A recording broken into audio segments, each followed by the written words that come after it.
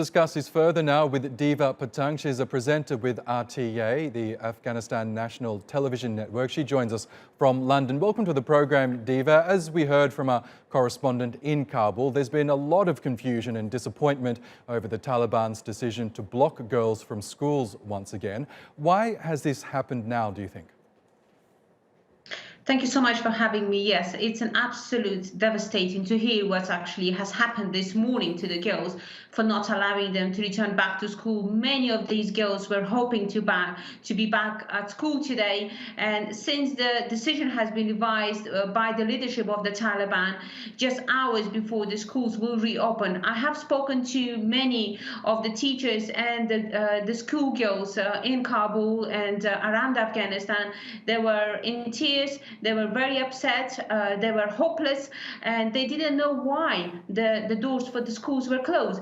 For such decisions that has been made by the Taliban, I think they're contradicting themselves. They're making things much more difficult for themselves. They're trying to get recognition worldwide. But with this decision, with this type of decisions and actions, I think they're making things much more complicated and difficult for themselves. Yes, because when the Taliban took control of Afghanistan last August, governments and NGOs froze billions of dollars in funding to the country. They've made girls' right to an education a key demand in negotiations over resuming that aid. How much of a setback is the Taliban's latest move in terms of getting this much needed money flowing back into Afghanistan?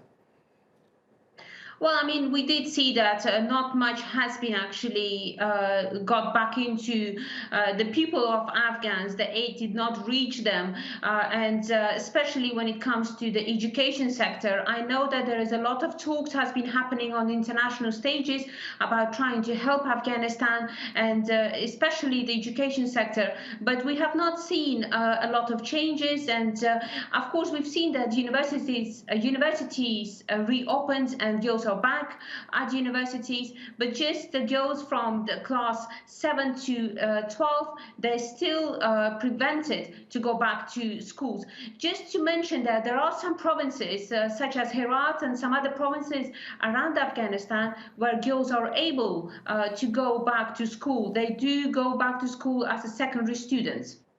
Yes, and could this sudden reversal of the Taliban's promise on girls' education point to divisions within the group itself involving some of the more hardline members?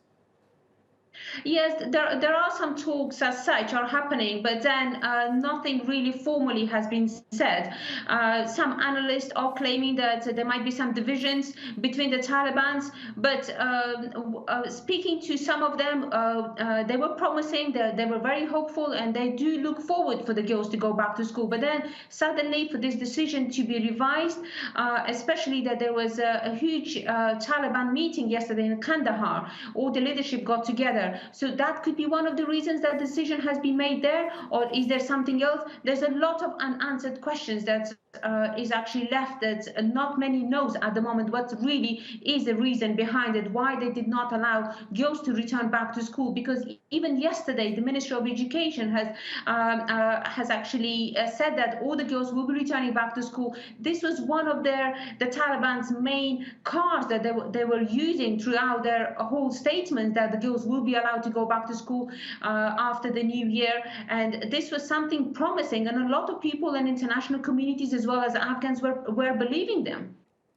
Okay, Diva Patang, we will have to leave it there, but thanks very much again for joining us here on TRT World.